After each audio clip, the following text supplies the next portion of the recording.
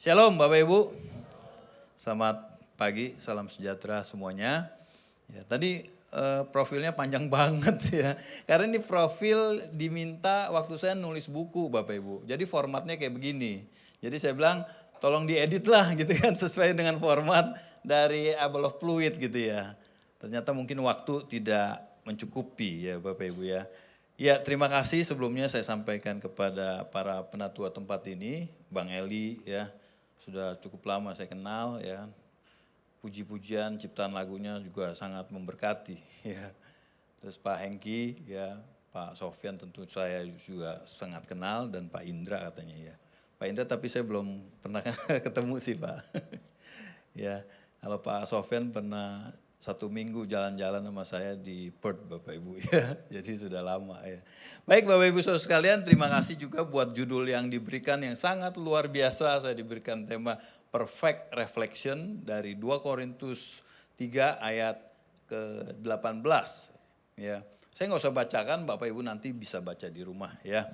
Nah, Perfect Reflection Bapak Ibu adalah suatu konsep ya yang merujuk pada kemampuan untuk merefleksikan atau memantulkan sesuatu dengan sempurna tanpa kehilangan atau distorsi. Tapi sebelumnya saya perkenalkan dulu ya, ini saya bersama istri saya Bapak Ibu ya. Karena dia jarang-jarang mau ikut Bapak Ibu ya. Karena kerjaannya banyak, terus minggu aja bawa laptop Bapak Ibu. Karena ada di site gitu ya, kalau ada pekerjaan breakdown dia harus siap-siap, harus cepet gitu ya. Nah puji Tuhan saya hari ini ditemanin ya. Terima kasih. Nah, Bapak Ibu Saudara sekalian, perfect reflection ya dapat diartikan juga sebagai pantulan sempurna ya atau cerminan sempurna ya. Istilah ini umumnya digunakan dalam konteks sebetulnya optik ya atau fisika ya atau psikologi atau filsafat ya. Tentunya juga bisa dalam konteks Bapak Ibu ya, konteks teologi ini. Tentunya bisa ya. Nah dalam konteks teologi sudah terpampang ya di tema bulan November. Saya dapat ya bulan November di Able of Fluid, yaitu komunitas yang memancarkan terang Tuhan dengan rujukan ayat perjanjian lama. Kan kalau dosen mesti gitu Bapak Ibu ngomongnya ya. Dengan rujukan ya perjanjian lama Yesaya 60 ayat 1. Dan ya kalau kita baca satu perikop Yesaya 60 itu Bapak Ibu, itu janji yang luar biasa yang Tuhan janjikan buat setiap orang percaya. Amin. Bapak Ibu baca dah di rumah ya pasal 60 itu. Ya. Dan adalah apa? Suatu janji yang luar biasa indahnya dari Tuhan kepada bangsa Israel dan tentunya juga diharapkan terjadi bagi komunitas-komunitas yang ada di Able of Fluid tentunya. Ya, kita harapkan seperti itu. Belum lagi diperkuat dengan ayat yang ada di dalam perjanjian baru 2 Korintus 3 ayat 18 yang seakan sebagai penggenapan dari Yesaya 60 ayat 1 tadi ya. Sungguh perpaduan ayat yang luar biasa Bapak Ibu. Ya. Mungkin ini karena para pemimpinnya sudah banyak kuliah di STT-LETS Bapak Ibu. Jadi ayatnya luar biasa. Sekalian aja saya umumin ada pendaftaran mahasiswa baru. Silakan bergabung kalau yang belum mendaftar Bapak Ibu ya.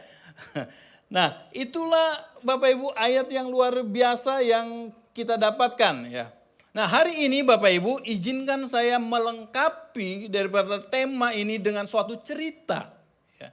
Cerita yang ada di dalam Matius 8 ayat 23 sampai 27 agar supaya perfect reflection ini dalam Yesaya 60 ayat 1 dan 2 Korintus 3 ayat 18 itu bisa terjadi di dalam kehidupan kita Bapak Ibu Saudara sekalian ya. Tapi sebelumnya mari kita baca bersama-sama ya Matius 8 ayat 23 sampai 27. Kita sudah ketemu Bapak Ibu ya. Matius 8 ayat 23 sampai 27 kita baca bersama-sama. Saya nggak mau baca sendiri Bapak Ibu ya. Tetapi kita baca bersama-sama. Karena kita datang juga untuk dengar firman Tuhan. Juga untuk baca firman Tuhan. Amin.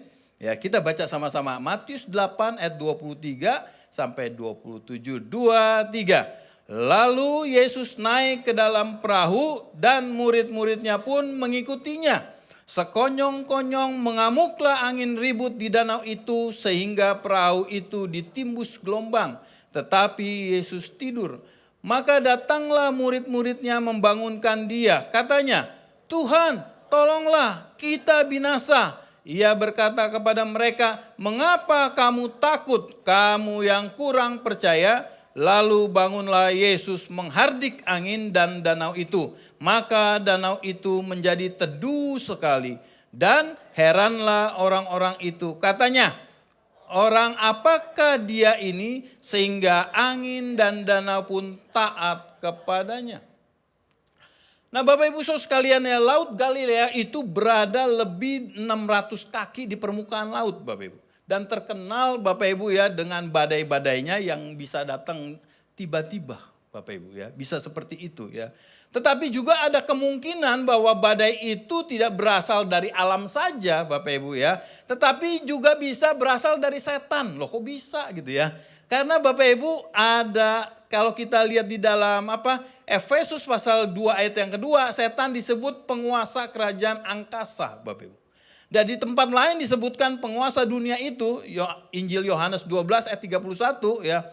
Apakah setan memiliki kuasa untuk memanipulasi cuaca Bapak Ibu? Nah ini menjadi pertanyaannya buat kita semua. Nah ketika setan mencobai Ayub Bapak Ibu ya, Allah menjawabnya dengan mengatakan gini, "Segala sesuatu yang dimilikinya ada di dalam kuasamu, tetapi janganlah engkau menjamah manusia itu sendiri." Ayub 1 ayat yang ke-12. Nah ketika setan diberikan izin Bapak Ibu, apa yang terjadi? Ya kalau kita baca di Ayub itu Bapak Ibu ya, tiba-tiba turun ada api turun dari langit membakar habis domba-domba dan para pelayan Ayub Bapak Ibu. Mati semuanya. Dan diikuti oleh angin kencang. Jadi angin kencang juga bisa dari setan Bapak Ibu. Angin kencang Bapak Ibu ayat yang ke-18 ya. Ayub 1 pasal yang ke-19.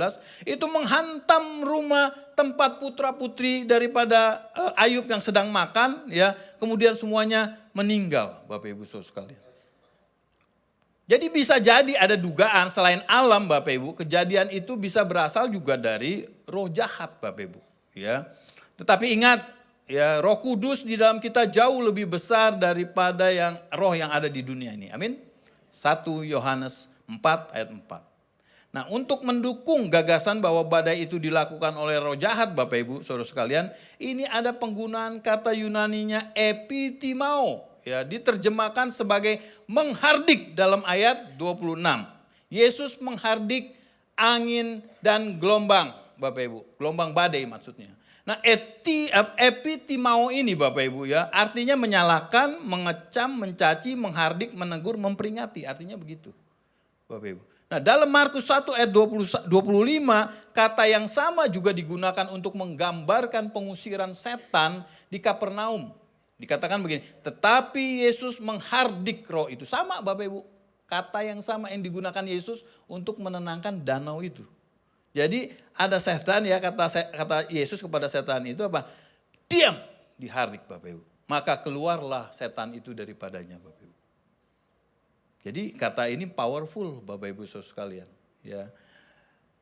Ada juga seorang nelayan Bapak Ibu dari Inggris mencoba nih Bapak Ibu. Ingin merasakan angin ribut yang ada di Galilea itu seperti apa sih gitu ya. Ingin mencoba, makanya dia datang dan dia berbulan-bulan dengan pelayan yang ada di sana Danau Galilea. Dia cobain ternyata ada sih angin tapi tidak sebesar yang dia bayangkan seperti di Alkitab Bapak Ibu. Ya, yang sudah Holy Land pasti tahu ya ke sana ya. Emang anginnya kenceng ya. Waktu Yesus menghardik angin itu dan kemudian diam dan danau itu tenang, sangat teduh katanya. Dia bilang begini, ini juga hamba Tuhan yang dari Inggris ini. Dia bilang gini, setenang-tenangnya danau di Galilea, itu danau kadang-kadang dibilang danau, kadang-kadang dibilang laut. Nah kadang-kadang kan dia bingung ya, yang mana yang benar sih danau apa laut? Dua-duanya benar Bapak Ibu. Danau itu besarnya seperti laut kalau Bapak Ibu pernah ke sana. Siapa yang pernah ke Danau Toba? Besar kan danaunya kan? Itu lebih besar daripada Danau Toba Bapak Ibu. Jadi kalau mau dibilang laut iya benar, dibilang danau juga benar Bapak Ibu. Jangan terkecoh. Nah ayat nggak benar nih, satu bilang danau, satu bilang laut gitu ya. Enggak, dua-duanya benar Bapak Ibu. Karena danaunya sebesar-besar laut Bapak Ibu. Kalau ke sana. Dan si nelayan itu Bapak Ibu ya, dia bilang begini, setenang-tenangnya danau di Galilea atau laut di Galilea itu katanya, harusnya cukup besar, betul kan? Kalau kita ke sana Holy Land Bapak Ibu ya, setenang-tenangnya dia kan bergelombang kan. Bapak Ibu yang pernah pergi ke sana pasti bergelombang kan. Tidak pernah seperti teduh yang dikatakan di Alkitab. Berarti Yesus kita luar biasa. Amin. Bisa membuat sangat tenang dalam itu. Bapak Ibu ya. Nah, kata Yunani yang digunakan di tempat lain juga ketika Yesus mengusir setan dari seorang anak laki-laki, Yesus juga menegur setan itu dan keluarlah setan itu. Ia pun sembuh seketika itu juga. Matius 17 ayat 18. Tuhan tidak bersikap lunak terhadap setan. Ia berbicara dengan tegas, penuh wibawa dan dengan perintah yang sangat kuat, Bapak Ibu. Amin.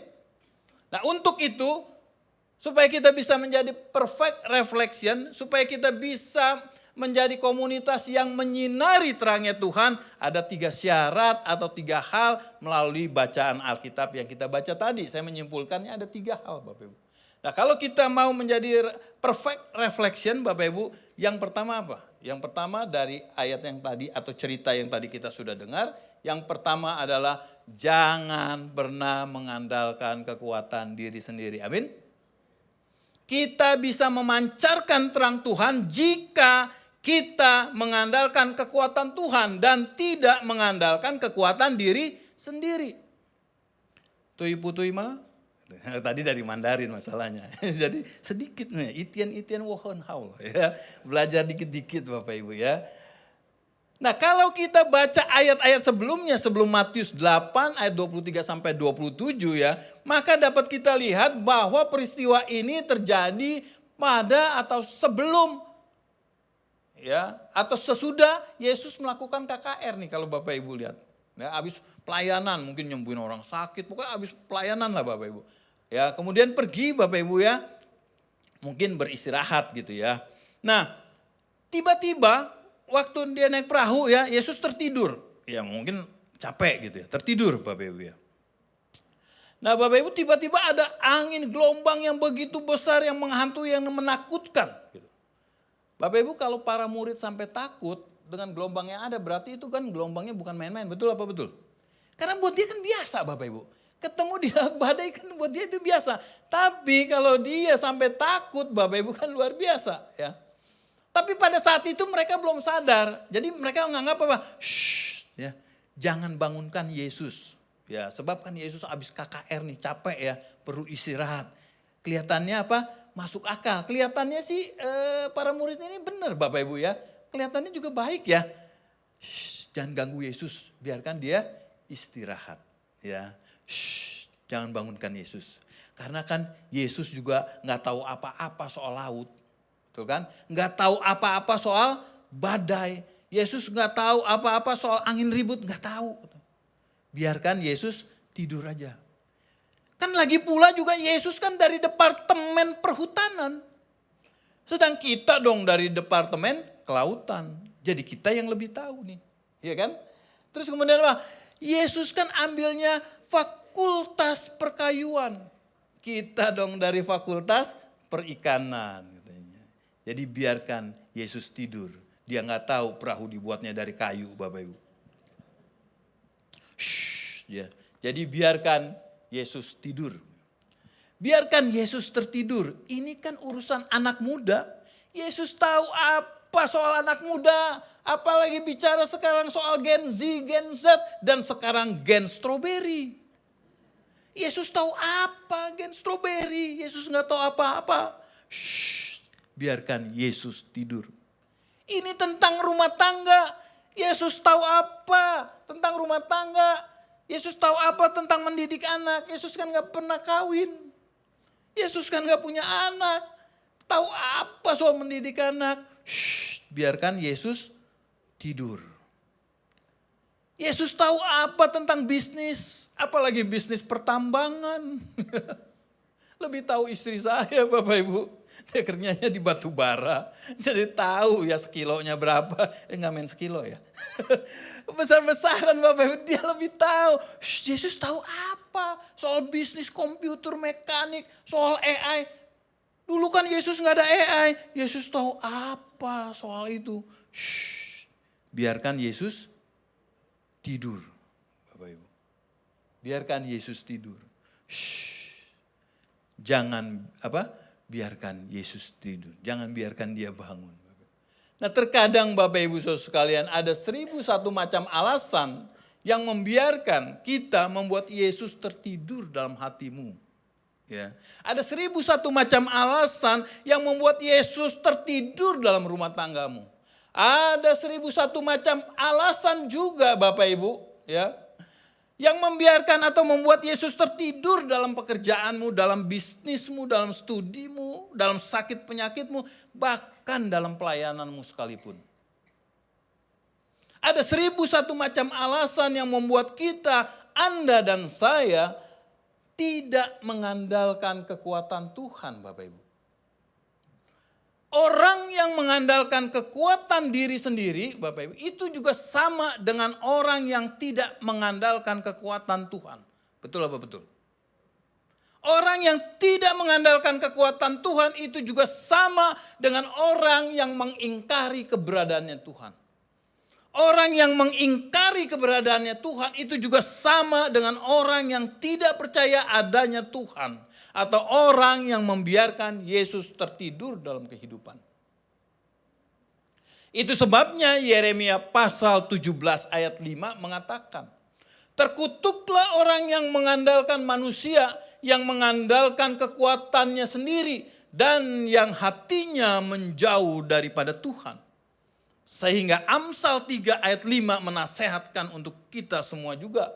Percayalah kepada Tuhan dengan segenap hatimu dan janganlah bersandar pada pengertianmu sendiri, Bapak Ibu. Tapi bukan berarti kita mengandalkan Tuhan terus kita ngejedok aja tidak ngerjain apa-apa, Bapak Ibu. Ambil yang menjadi bagian kita dan jangan ambil yang menjadi bagiannya Tuhan. Amin. Bagian kita disuruh tumpang tangan atas orang sakit, bagian Tuhan sembuhkan orang sakit. Itu aja, sederhana sekali Bapak Ibu Saudara sekalian. Ya, itu yang memang diharapkan oleh Tuhan Bapak Ibu. Andalkanlah kekuatan daripada Tuhan dan jangan mengandalkan kekuatan diri sendiri Bapak Ibu. Nah, pada saat murid-murid mengandalkan kekuatan dirinya sendiri, apakah Bapak Ibu melihat bahwa badai itu reda?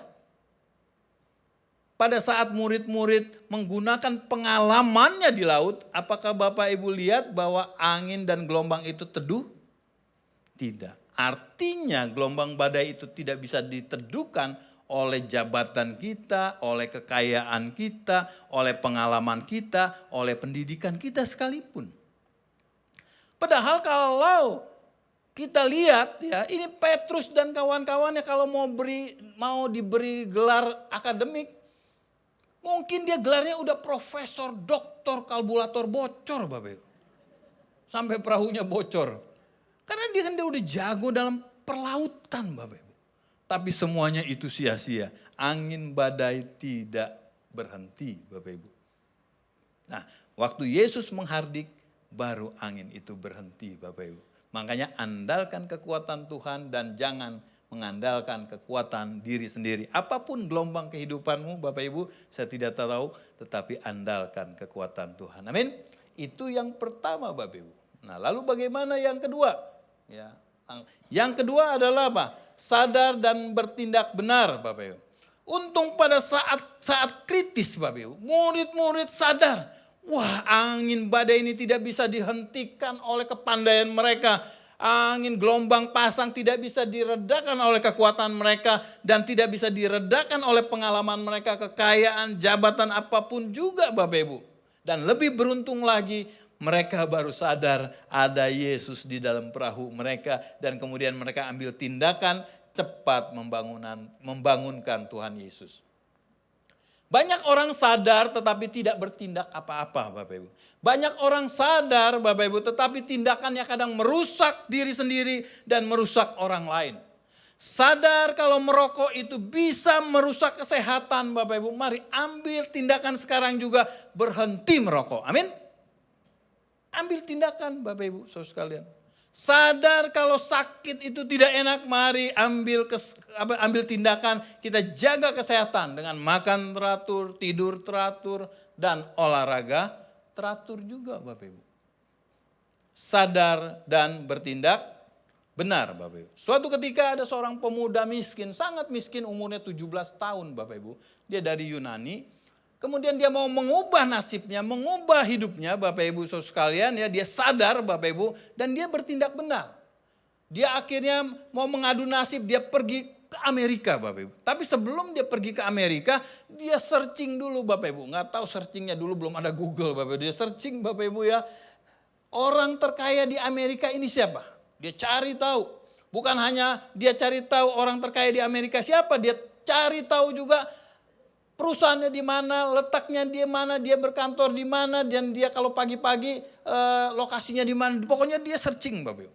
Dan akhirnya dia tahu bahwa setiap pagi Big Boss ini ya, dia buka jendela Bapak Ibu supaya angin segar masuk. Nah, dia tahu oh di situ ya. Begitu dia tahu Bapak Ibu ya, setiap Big Boss-nya ini buka jendela, dia apa yang dilakukan oleh pemuda ini? Dia angkat tangan Bapak Ibu. Ini mungkin di stop dulu nih gambarnya ya. Jadi nggak buat kejutan Bapak Ibu ya. Dia lambaikan tangannya Bapak Ibu ya. Hei gitu kan. Nah kalau sekali mungkin ini orang gila, tutup lagi betul kan. Dia masuk lagi kan. Besokannya begitu lagi. Hei gitu. Bayangkan kalau Bapak Ibu jadi bosnya 3 bulan digituin gimana? Gitu kan. Sampai mikir mungkin bosnya, itu siapa ya tiap pagi kok hei saya. Jangan-jangan nih keponakan saya yang kececer nih. Ya kan, cepat panggil dia. Menghadap ke saya. Nah, akhirnya dipanggil Bapak. Kamu ini siapa sih? Katanya. Kok tiap pagi gini-giniin saya? Emang kamu kenal saya? Kamu siapa? Enggak, enggak kenal. Jadi kamu siapa? Begini bos, saya mau adakan transaksi dengan bos. Waduh kaget Bapak Ibu. Pemuda miskin mau transaksi sama orang yang super kaya di Amerika ya waktu itu. Kemudian dilihatin dari bawah ke atas, dari atas ke bawah, nggak pernah sampai tengah Bapak Ibu, ya full Bapak Ibu, atas bawah. Terus kemudian apa? Kamu mau bisnis apa? Begini Om, ya, begini bos, saya mau adakan transaksi gandum. Dengan apa? Saya akan memberikan gandum yang terbaik dengan harga yang termurah. Kalau gandum tidak baik dan harga tidak termurah, bos nggak usah bayar. Waduh, kalau Bapak Ibu jadi bosnya mau nggak? Mau nggak? Mau dong, nggak rugi ya. Oke kalau gitu, kamu perlu apa deh saya? Uang muka atau apa? Nggak perlu. Saya perlu secari kertas berlogo perusahaan bos ya kan. Tulis, hari ini terjadi transaksi antara saya dan bos dengan perjanjian. Harga lebih murah dan kualitas lebih baik. Kalau harga tidak murah, kualitas lebih baik, tidak dibayar. Wah, ya kan? Oke, dia ambil secari kertas itu, kemudian dia pulang ke kampung halamannya, dengan kemudian dia tunjukkan kepada petani-petani di sana. Oh, petani-petani di sana, mau gak saya ada bisnis? Percaya gak? Nggak percaya karena dia siapa gitu kan. Tapi waktu dia keluarkan secari kertas itu, nih buktinya saya ada transaksi. Wah akhirnya semua petani kasih contoh 2 kilo jadi 2 ton Bapak Ibu. Kemudian petaninya banyak, akhirnya dikirim dan pokoknya akhir cerita Bapak Ibu. Akhirnya transaksi berhasil dan orang ini bernama apa? Nah baru tampilin deh. Baru nih tampilin Bapak Ibu ya. Orang ini bernama apa? Aristotle Onassis ya. Raja kapal terkenal pada zamannya Bapak Ibu. Dan dia pembayar pajak terbesar sampai 2 juta US dollar kepada pemerintahan pada saat itu Bapak Ibu. Besar sekali Bapak Ibu. Ini orang yang sadar dan bertindak benar. Amin. Sadar dan bertindak benar Bapak Ibu.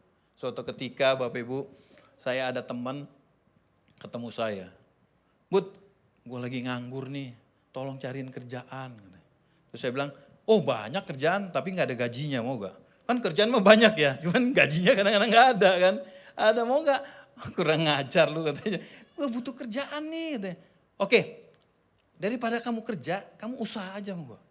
Dia bilang apa? Gila lu ya, udah tahu orang bokek. Gak ada kerjaan disuruh buka usaha. Kan perlu modal. Saya bilang ada yang usaha gak perlu modal. Ah gila lu, saya digila-gilain terus Bapak Ibu. Gila lu, mana ada bisnis yang nggak pakai modal? Ada. Kalau kamu percaya saya kasih tahu. Kalau enggak ya udah saya bilang. Akhirnya karena dia terpaksa Bapak Ibu ya mau tahu juga. Coba apa dah? Nih saya bilang ya. Si Joni teman komsel kamu itu kan jual beli mobil bekas. Itu ada Pak Richard yang lagi nyari jual mobil bekas. Kamu hubungin aja dia, coba. Akhirnya dia hubungin Bapak Ibu, ditelepon. Telepon cuman setengah jam mungkin Bapak Ibu ya. Akhirnya transaksi itu terjadi dan dia untung 2 juta Bapak Ibu. Pas ketemu saya, ada gak bisnis yang gak pakai modal? Gila lu ya, ada juga katanya Bapak. Digila-gilain lagi saya Bapak Ibu. Padahal nolong dia Bapak Ibu. Ada loh. Saya bilang, udah kalau kamu sudah ada untung, jangan difoya-foyain duitnya. Saya bilang gitu ya. Kamu investasikan. Investasi apa? Kamu bikin kartu nama. Saya bilang, oh kartu nama iya. Kamu tulis di kartu nama. Direktur marketing. Jual beli mobil bekas. Ya, nanti nggak boleh. Mana ada hukum yang melarang di kartu nama ditulis direktur marketing. Ada? Belum ada hukum yang melarang. Jadi buat itu Bapak Ibu, nggak apa-apa. Saya pun pernah buat kok. Ada dagangan kecil Bapak Ibu ya. Nggak ada salahnya saya bilang, buat itu, oh gitu. Terus nomor teleponnya, pakai nomor telepon mama kamu ya kan. Terus kemudian showroomnya, pakai showroom si Joni. Saya bilang gitu kan bisa. Nah akhirnya dia berhasil dan punya showroom sendiri Bapak Ibu, amin. Dan kemudian saya nasehatin dia, ingat ya kalau udah berhasil, yang pertama jangan pelit saya bilang. Bayar perpuluhan ke gereja, kan diajarin yang benar ya. Jangan pelit, bayar perpuluhan ke gereja. Banyak kan orang kadang-kadang udah tambah kaya, tambah berpenghasilan kan kadang-kadang pelit ya. Tapi nggak semua juga orang pelit. Cuma saya nasihatin dia nih. Karena gini Bapak Ibu, kan pernah dengar nggak kontes adu pelit? Pernah dengar? Pernah ya? Belum ya? Kok belum ketawa ya? Oke, ceritanya gini Bapak Ibu, dari semua negara kontes adu pelit nih sedunia. Dari semua negara ya diadu kemudian muncullah 3 kandidat atau 3 negara yang paling pelit di seluruh dunia. Yang pertama adalah negara Arab katanya ya. Kenapa pelit? Dia bilang, oh kalau aneh kasih untuk persembahan Tuhan, aneh paling pelit katanya. Loh kok bisa iya? Kalau aneh mau kasih Tuhan, aneh bikin garis dulu katanya. Nanti aneh lempar ini uang, yang jatuh ke sebelah kiri aneh buat Tuhan, yang sebelah kanan buat aneh. Dia lempar, disengajain ke kanan. Ya kan? Nah itu buat Tuhan tuh katanya. Ini buat saya. Terus orang Tiongkok datang. Kamu kurang pelit nih, saya lebih pelit. Kok bisa? Iya kalau saya kasih persembahan kepada Tuhan, gak bikin garis ngapain. Saya bikin lingkaran kecil. Saya akan lempar ini uang, nanti yang keluar lingkaran buat saya, yang masuk lingkaran buat Tuhan. Lebih kecil lagi. Kemudian orang Yahudi datang. Saya paling pelit, kamu kurang pelit. Saya kalau mau ngasih Tuhan gak perlu bikin garis, gak usah bikin lingkaran. Cukup saya lemparkan uang ini nanti yang jatuh untuk saya, yang tidak jatuh untuk Tuhan. Juara 1 dia Bapak Ibu.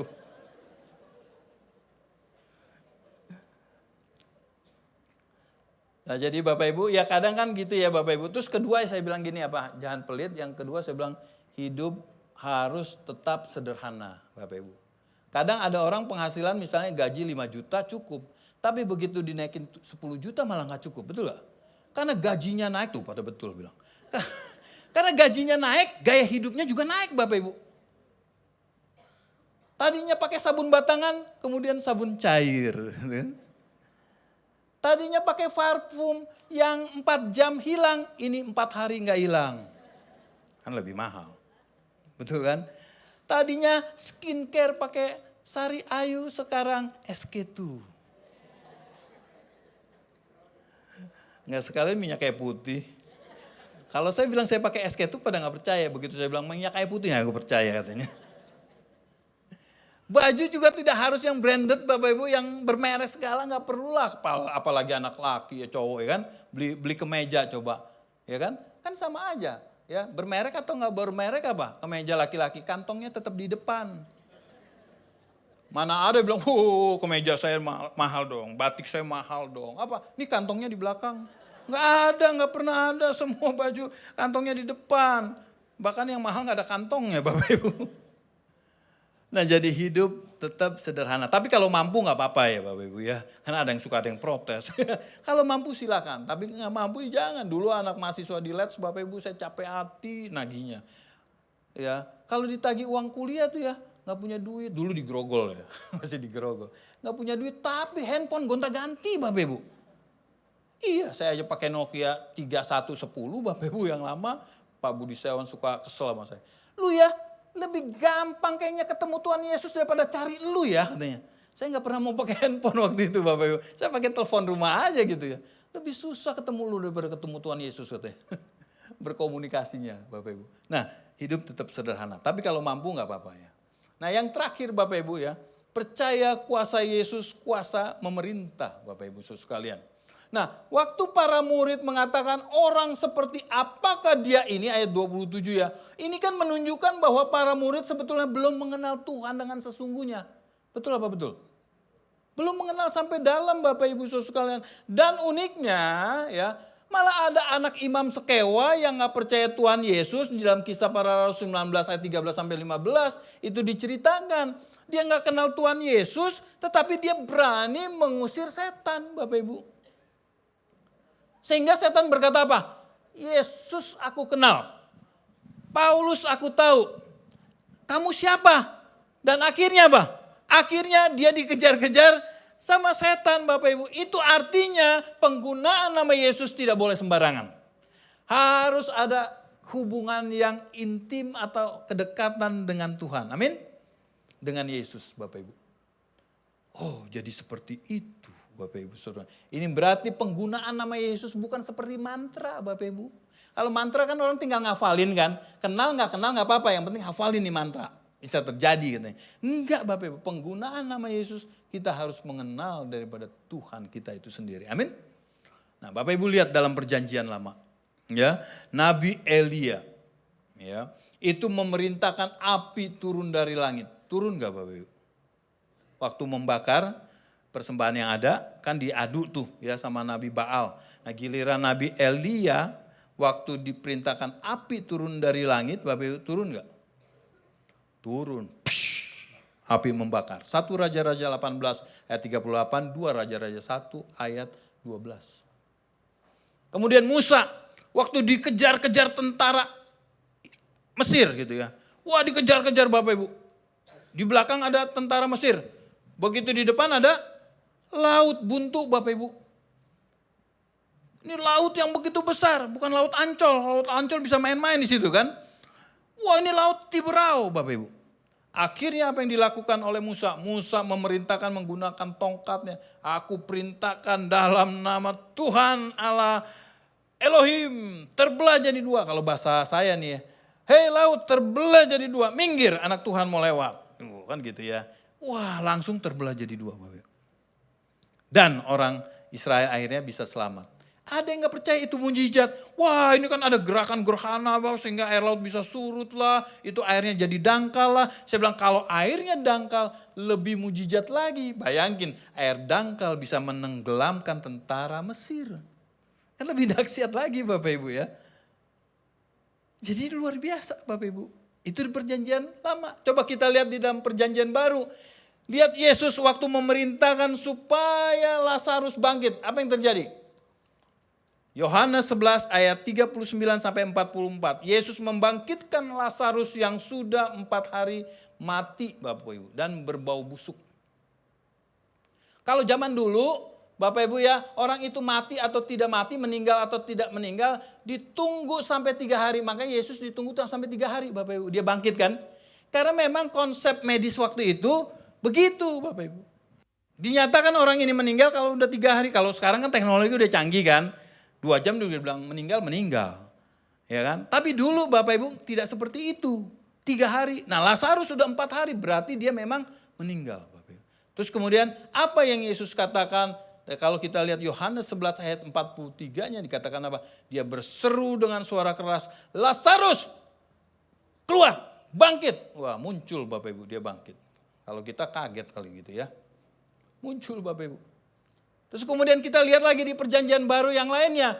Dikatakan apa? Bayangan Petrus, waktu Petrus lewat Bapak Ibu, bayangannya bisa menyembuhkan orang sakit Bapak Ibu. Baru bayangannya aja, belum ngomong nih. Bayangannya aja bisa sembuhkan orang sakit. Dulu PKS saya bilang begini, Kak, bayangan Petrus saya tahu menyembuhkan orang sakit. Tapi PKS saya bikin orang sakit gini. Bayangannya bikin orang sakit. Habis kalau telepon nanyanya, Komsel ya, datang ya, jangan lupa ya. Tiap hari nggak ditanyain, gimana kabar kamu, anak kamu gimana, kesehatan kamu gimana. Enggak, kalau telepon apa, datang ya, jangan lupa bawa martabak, suruh bawa martabak lagi suruh. Terus pinjam duit nggak pernah bayar gitu ya. Ya bayangannya bikin orang sakit Bapak Ibu, nggak mau datang.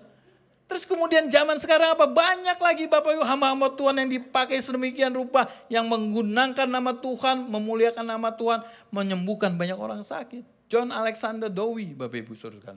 Dipakai Tuhan dengan luar biasa. Ada Andrew Murray, ada Dorothy Trudel, ada Smith Wigglesworth, dan ada penatua Sofyan Suteja. Iya kan? Dengan healing movement-nya. Iya dong, saya juga banyak belajar kok dari beliau kan. Itu luar biasa Bapak Ibu bahwa mujizat itu masih berlangsung. Bisa bikin tesis ini, yang lagi bikin tesis. Ya, itu terjadi. Saya pun alami gak pengkhotbahnya nih? Alamin Bapak Ibu. Ya, saya dulu pernah waktu saya dikirim puji Tuhan ya, ada kemurahan Tuhan. Saya diutus ke luar negeri Bapak Ibu, ke Australia untuk mengembalakan di sana. Waktu saya seminggu di sana atau sebulan ya lupa ya. Nah istri saya tiba-tiba perutnya sakit Bapak Ibu. Sakit Bu. Teriak-teriakan sakit. Dia sakit saya jadi ikut sakit Bapak Ibu. Dengerin dia teriak mulu jadi saya sakit. Aduh kenapa sakit. Terus akhirnya Bapak Ibu saya ingat pengalaman Tuhan Yesus ini Bapak Ibu menghardik badai Bapak Ibu. Terus kemudian apa? Saya tempelin tangan saya ke perutnya. Dalam nama Tuhan Yesus. Aku perintahkan sakit penyakit darah kotor dalam nama Yesus keluar. Kecuali hamil jangan. Karena untuk punya anak saya nunggu 5 tahun atau 4 tahun Bapak Ibu. Susah dapat anaknya gitu. Akhirnya beberapa saat kemudian dia bilang, permisi mau ke toilet. Wah di toilet buang darah kotor ya. Darah-darah kotor semua keluar Bapak Ibu. Sembuh dia. Dan saya juga Bapak Ibu beberapa kali mau khotbah. Ini pernah kena maaf ya diare Bapak Ibu. Waktu saya mau khotbah, waduh sakit perut. Ke toilet Bapak Ibu. Bolak-balik ke toilet Bapak Ibu ya. Sampai pas waktunya mau khotbah, saya bilang tambah satu lagu, saya ke toilet lagi. Masih begitulah, tambah satu lagi. Toilet akhirnya presiden bilang, Pak perlu saya tambah satu album Pak. Waduh pusing. Kasian juga. Akhirnya Bapak Ibu waktu di belakang ya, maaf ya. Saya bilang, saya tempelin tangan saya di bokong saya bilang gini. Dalam nama Tuhan Yesus, aku perintahkan mampet sementara. Sementara aja ya, ntar gak bisa buang pup repot saya Bapak Ibu. Mampet Bapak Ibu dan akhirnya bisa khotbah Bapak Ibu saudara sekalian. Karena gini, di keluarga saya punya konsep gini, saya udah ajarin sama anak saya sama istri saya. Kalau sakit pertama-tama harus doa. Kenapa? Karena ekonomis gak bayar. Dan gak usah nunggu lama pakai BPJS juga kan nunggu, ngantrinya lama Bapak Ibu ya. Gak perlu, kalau sembuh kan puji Tuhan. Nah kalau masih sakit minum obat warung ya Panadol kayak apa gitu ya minum. Tapi kalau masih tidak sembuh juga itu bukan berarti Tuhan tidak mau sembuhkan. Itu bukan berarti Tuhan tidak bisa sembuhkan. Itu berarti Tuhan memerintahkan hal yang baru kepada saya. Hai Budiman sudah saatnya engkau berkati rumah sakit, dokter dan para suster. Iya dong kalau semua disembuhkan dengan mujizat, protes IDI nanti, Ikatan Dokter Indonesia Bapak Ibu. Ya, tapi saya lakukan itu Bapak Ibu saudara sekalian. Jadi kita doa dulu Bapak Ibu ya. Nah suatu ketika Bapak Ibu ya, saya melayani di satu kota di Australia itu ya. Ada seorang perempuan, dia belum percaya Bapak Ibu. Belum percaya kepada Tuhan. Tapi dia suka sama salah satu jemaat atau pekerja yang ada di sana. Jadi dia datang Bapak Ibu. Dan selalu duduknya di belakang Bapak Ibu ya, nggak pernah di depan gitu ya. Belum percaya nih orang Medan pula ini ya. Chinese Medan gitu ya. Nah kemudian Bapak Ibu dia datang ke gereja dengar, tapi belum mau dibaptis. Ya nggak mau. Karena apa kalau dibaptis jangan lu keluarganya nakut-nakutin. Ntar keluarga lu, saudara lu bisa mati, bisa apa kecelakaan jangan. Jadi dia takut Bapak Ibu, nggak pernah mau dibaptis. Nah suatu ketika Bapak Ibu dia lagi lamar kerja, dia kerjanya di toko. Berdiri terus kan kalau di toko ya, kalau orang yang di luar negeri tahu tuh. Kerjaannya berdiri, gak boleh bawa bangku sendiri dari rumah Bapak Ibu, gak boleh. Berdiri kerjaannya Bapak Ibu. Nah suatu ketika dia udah capek kerja di toko, dia bilang Tuhan, dia dengan Tuhannya dia tentunya ya. Dia bilang pokoknya dia mau kerja, gantilah kerja yang enak di kantoran gimana gitu kan. Akhirnya dia lamar-lamar dan suatu ketika dia dipanggil wawancara Bapak Ibu. Nah waktu tiba saatnya mau pergi wawancara, dia kan di apartemen, turun Bapak Ibu, naik lift ya. Waktu udah sampai turun, dia mau pergi Bapak Ibu, mau pergi naik tram, di sana ada tram, kendaraan umumnya Bapak Ibu. Waktu mau dia pergi wawancara, tiba-tiba hujan deras turun Bapak Ibu. Terus dia bilang apa? Ya nasib mungkin gak dapet nih, gak bisa wawancara. Sama orang bule mesti on time kan, udah janji ya. Gak boleh Bapak Ibu. Akhirnya dia mau keluar, mau balik lagi naik ke liftnya Bapak Ibu. Waktu dia mau naik, dia ingat saya pernah khotbah ini Bapak Ibu. Terus dia bilang, wah coba aja kali-kali aja yang Kak Budiman bilang bener nih. Akhirnya Bapak Ibu, dia coba dia praktekkan Bapak Ibu. Dia bilang dalam nama Yesus, aku perintahkan hujan berhenti. Berhenti gak Bapak Ibu? Berhenti gak? Saya lihat Bapak Ibu pada ragu ya. Berhenti gak? Berhenti loh Bapak Ibu. Kalau gak berhenti gak ada kesaksiannya. Buat apa saya saksiin? Berhenti loh Bapak Ibu. Ya jangan tanggung-tanggung dong mau tepuk tangan ya buat Tuhan. Berhenti Bapak Ibu. Akhirnya singkat cerita Bapak Ibu, dia kemudian diterima di perusahaan itu dan dia bekerja di Westpac Bank. Katanya bank terbesar kedua di Australia Bapak Ibu. Dan kerjaannya gak berdiri lagi, bisa duduk Bapak Ibu. Dan itu bukan itu yang buat saya bangga Bapak Ibu. Bukan itu yang buat saya bangga. Yang membuat saya bangga apa Bapak Ibu? Tiba-tiba waktu saya mau pulang ke Indonesia, dia bilang apa? Dia temuin saya. Kok? Apa? Saya percaya Yesus. Saya mau dibaptis. Dan akhirnya saya baptis Bapak Ibu. Saya ada fotonya tuh ya. Ya saya tahu 5 menit lagi waktu saya. Tapi saya mau tunjukkan ini Bapak Ibu ya. Dibaptis Bapak Ibu. Nah, ini saya lingkarin. Nah, ya. Iya saya masih muda banget Bapak Ibu ya. Dan gak ganteng, lebih ganteng sekarang. Dan yang terakhir Bapak ini. Nah ini juga ada Bapak Ibu ya. Bukan hanya itu dibaptis pakai jubah yang besar. Enggak Bapak Ibu. Ini ada anak lulusan mahasiswa STT Teologi Bapak Ibu. Ya, saya bina Bapak Ibu. Begitu lulus diutus ke daerah dan banyak menangin orang Bapak Ibu. Seperti ini. Bapak Ibu mau baptis di pinggir sungai. Saya emang gak berani, takut ada buaya. Ya kan, pengertian Bapak Ibu takut ada buaya kan, saya gak berani Bapak. Tapi biarlah kita bina dia Bapak Ibu, kita utus. Dan luar biasa anak les juga Bapak Ibu. Ya, bisa memenangkan banyak orang Bapak Ibu. Dan yang terakhir nih Bapak Ibu, ya terakhir saya cerita Bapak Ibu. Suatu ketika saya melayani KKR di satu gereja. Ya, waktu saya KKR Bapak Ibu ada encim-encim piansu ini Bapak Ibu. Atau apa, stroke ya, gak bisa jalan. Nah kemudian ini gembalanya jorokin saya. Pak doain. Ya kan, udah saya bilang gak bisa jalan suruh gue doain. Kalau penyakit kutil gue masih bisa ya kan doain ya kan. Ini kan bahaya. Tapi saya ingat ya Kak Sofyan ngajarin doa kesembuhan ya kan. Ya kan pokoknya doain. Akhirnya Bapak Ibu ya karena kepepet atau disuruh begitu saya doain Bapak Ibu. Dan waktu saya doain incim-incim Bapak Ibu. Waktu saya doain kakinya bunyi loh Bapak Ibu. Kretek-kretek nih saya sampai kaget Bapak Ibu. Kretek-kretek akhirnya apa? Jalan loh Bapak Ibu. Nih ada orangnya. Jalan Bapak Ibu. Bapak Ibu bangga ya? Saya gak bangga Bapak Ibu. Tahu gak apa yang membuat saya bangga? Yang membuat saya bangga bukan ini Bapak Ibu. Yang membuat saya bangga adalah tiba-tiba waktu saya habis dari situ dan saya pelayanan di tempat lain lagi. Di puncak itu ada beberapa gereja saya pelayan. Saya ke gereja yang lain, gembalanya telepon. Pak Budiman, kenapa? Puji Tuhan ada kabar sukacita. Kabar sukacita apa? Ada 2 anak muda di belakang yang ikut retreat. Ya biasa orang diajak retreat mau ya gak bayar. Apalagi kan pergi ke puncak kan seneng ya Bapak Ibu ya. Ada 2 anak muda melihat adegan demonstrasi itu kuasa Tuhan dinyatakan. Dia percaya Yesus, terima Yesus dan akhirnya dibaptis Pak. Wah. Itu yang membuat saya bangga Bapak Ibu. Itu yang membuat saya bangga. Tuhan kita ajaib, Tuhan kita luar biasa. Amin. Tuhan bisa pakai fenomena yang ada untuk menyelamatkan banyak orang. Tetapi iman percaya kita tidak didasari fenomena yang ada. Tetapi iman percaya kita didasari oleh firman Tuhan dan salib Kristus. Tetapi kita harus percaya fenomena apapun juga Tuhan bisa pakai untuk Tuhan menjumpai orang-orang yang sudah dikehendakinya. Amin. Mari kita datang kepada Tuhan, Bapak Ibu Saudara sekalian.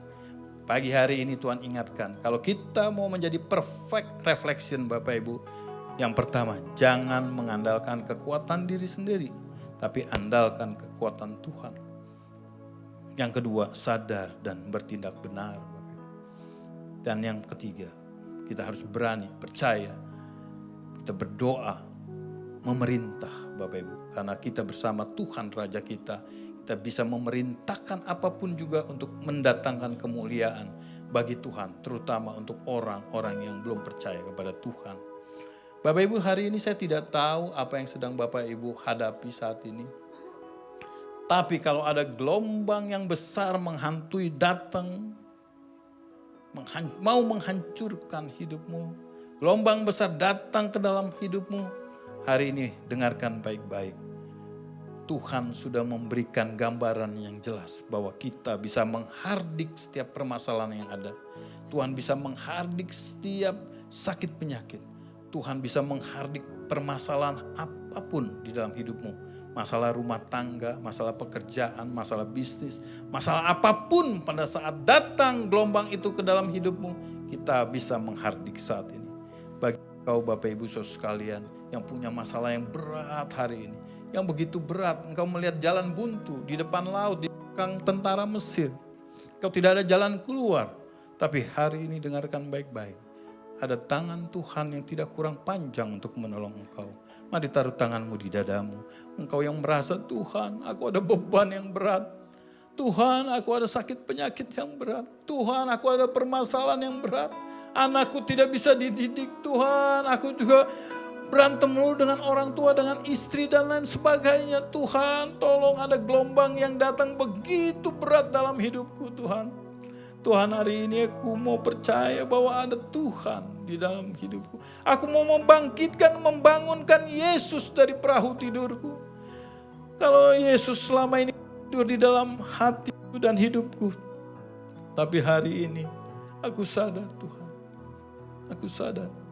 Bisakah engkau yang sudah taruh tanganmu di dadamu, kau bangkit berdiri, kita mau mempraktekkan sama-sama. Saya tidak akan tantang Bapak Ibu untuk maju ke depan, meskipun saya percaya Bapak Ibu mau didoakan.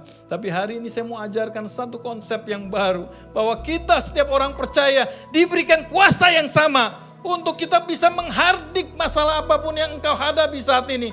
Mari kita sama-sama kita praktekkan apa yang sudah Yesus sampaikan di dalam ayat firman Tuhan yang sudah kita baca sama-sama, bahwa nama Tuhan pada saat kita mempraktekkan, berani mengusir dengan benar Bapak Ibu, bahwa kita apapun masalah yang sedang kau hadapi, apapun jenis masalahnya, Tuhan bisa menghadapinya. Mari kita praktek sama-sama. Hitungan ketiga, kita sama-sama kita hardik badai yang ada di dalam hidupmu. Sama-sama. 2, 3, dalam nama Yesus, aku hardik engkau keluar. Sakit penyakit disembuhkan. Masalah apapun juga keluar dalam nama Yesus. Apapun juga yang mengganggu hidupku, yang membuat aku khawatir, yang membuat aku cemas, yang membuat aku takut, dalam nama Yesus aku perintahkan kau keluar dalam nama Yesus. Mari kenaikan dalam nama Yesus, dalam nama Yesus.